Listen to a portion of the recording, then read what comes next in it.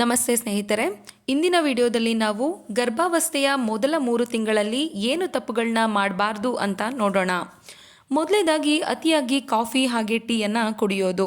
ಹೌದು, ಅತಿಯಾದ coffee tea ಕುಡಿಯೋದ್ರಿಂದ ಕಾಫಿ ಮತ್ತು ಟೀಯಲ್ಲಿರುವಂತಹ ಕೆಫಿನ್ ಅಂಶ ದೇಹಕ್ಕೆ ಸೇರುತ್ತೆ. ಹೀಗೆ ಸೇರೋದ್ರಿಂದ ಗರ್ಭಪಾತ ಆಗುವ ಚಾನ್ಸಸ್ ಜಾಸ್ತಿನೇ ಇರುತ್ತೆ.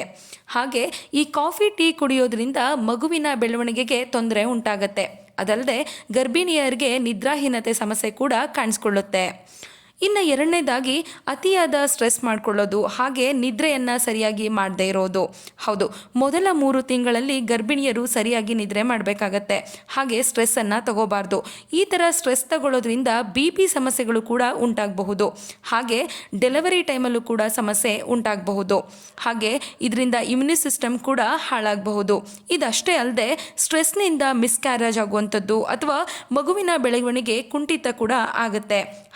ಹಾಗೆ ಪೋಸ್ಟ್ಮಾರ್ಟಮ್ ಡಿಪ್ರೆಷನ್ ಕೂಡ ಆಗಬಹುದು. ಇನ್ನು ಮೂರನೇದಾಗಿ ಅತಿಯಾದ ಸ್ಮೋಕ್, ಆಲ್ಕೋಹಾಲ್ ಕನ್ಸ್ಯೂಮ್ ಮಾಡುವಂಥದ್ದು. ಹೌದು, ಗರ್ಭಾವಸ್ಥೆಯಲ್ಲಿರುವಂತಹ ಹೆಣ್ಣು ಮಕ್ಕಳು ಸ್ಮೋಕ್ ಆಗಿರಬಹುದು, ಆಲ್ಕೋಹಾಲ್ ಕನ್ಸ್ಯೂಮ್ ಮಾಡೋದ್ರಿಂದ ಮಗುವಿನ ಬೆಳವಣಿಗೆ ಕುಂಠಿತ ಆಗುತ್ತೆ. ಇಷ್ಟೇ ಅಲ್ಲದೆ ತಾಯಿಯ ಆರೋಗ್ಯಕ್ಕೂ ಕೂಡ ಇದು ತುಂಬಾ ತೊಂದರೆ ಉಂಟು ಮಾಡುತ್ತೆ. ಹಾಗೆ ಮುಂದೆ ಮಗುವಿನ ಮೆದುಳಿನ ಆರೋಗ್ಯಕ್ಕೂ ಕೂಡ ತುಂಬಾ ತೊಂದರೆ ಉಂಟಾಗುತ್ತೆ. ಇನ್ನು 4ನೇದಾಗಿ ಹಸಿಯಾದ ಸೀ ಫುಡ್ ತಿನ್ನುವಂಥದ್ದು. ಅಂದರೆ ಸಮುದ್ರದಲ್ಲಿ ಸಿಗುವಂತಹ ಮೀನುಗಳನ್ನು ತಿನ್ನೋದ್ರಿಂದ ಇದು ತುಂಬಾ ಆರೋಗ್ಯಕ್ಕೆ ಕೆಟ್ಟದ್ದು ಅಂತಲೇ ಹೇಳಬಹುದು. ಹಾಗೆಯೇ ಬಾಯ್ಲ್ ಆಗದೆ ಇರುವಂತಹ ಮಾಂಸವನ್ನು ತಿನ್ನುವಂಥದ್ದು ಅವಾಯ್ಡ್ ಮಾಡಿದರೆ ಇನ್ನೂ ಒಳ್ಳೆಯದು. ಇನ್ನು 5ನೇದಾಗಿ ಟಾಕ್ಸಿಕ್ ಕೆಮಿಕಲ್ಸ್ಗಳನ್ನ ಅವಾಯ್ಡ್ ಮಾಡೋದು ಒಳ್ಳೆಯದು. ಹಾಗೆ ಮನೆಯಲ್ಲಿ ಅತಿಯಾದಂತಹ ಕ್ಲೀನಿಂಗ್ ಪ್ರಾಡಕ್ಟ್ಸ್ಗಳನ್ನ ಯೂಸ್ ಮಾಡುವಂಥದ್ದು, ಹಾಗೆ ಸಣ್ಣ ಪುಟ್ಟ ತೊಂದರೆಗಳಿಗೂ ಕೂಡ ಔಷಧಿಯನ್ನು ತೆಗೆದುಕೊಳ್ಳುವಂಥದ್ದು, ಹಾಗೆ ಅತಿಯಾದ ಮಾತ್ರೆಗಳನ್ನು ಕೂಡ ತೆಗೆದುಕೊಳ್ಬಾರ್ದು. ಇನ್ನು ಅತಿ ಮುಖ್ಯವಾಗಿ ಮೊದಲ 3 ತಿಂಗಳಲ್ಲಿ ಪರ್ಫ್ಯೂಮನ್ನು ಯೂಸ್ ಮಾಡದೇ ಇದ್ದರೆ ಅದು ಇನ್ನೂ ತುಂಬ ಒಳ್ಳೆಯದು. ಇನ್ನು ಕೊನೆಯದಾಗಿ ಭಾರ ಎತ್ತುವುದು ಮತ್ತು ಅತಿಯಾದ ವ್ಯಾಯಾಮ ಮಾಡುವುದು.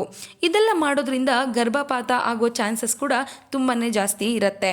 ಆದರೆ ಮಿತವಾದ ವ್ಯಾಯಾಮ ಮಾಡೋದ್ರಿಂದ ಗರ್ಭಿಣಿಯರಿಗೆ ಒಳ್ಳೆಯದು. ನೋಡಿದ್ರಲ್ಲ ಸ್ನೇಹಿತರೆ, ಈ ಎಲ್ಲ ತಪ್ಪುಗಳನ್ನು ಗರ್ಭಿಣಿಯರು ಅವಾಯ್ಡ್ ಮಾಡಿದರೆ ತುಂಬಾ ಒಳ್ಳೆಯದು. ಈ ಎಲ್ಲ ಇನ್ಫಾರ್ಮೇಷನ್ ನಿಮಗೆ ಇಷ್ಟ ಆದರೆ ದಯವಿಟ್ಟು ನಮ್ಮ ಚಾನಲನ್ನು ಸಬ್ಸ್ಕ್ರೈಬ್ ಮಾಡಿ, ಸಪೋರ್ಟ್ ಮಾಡಿ. ಧನ್ಯವಾದಗಳು. ಶುಭ ದಿನ.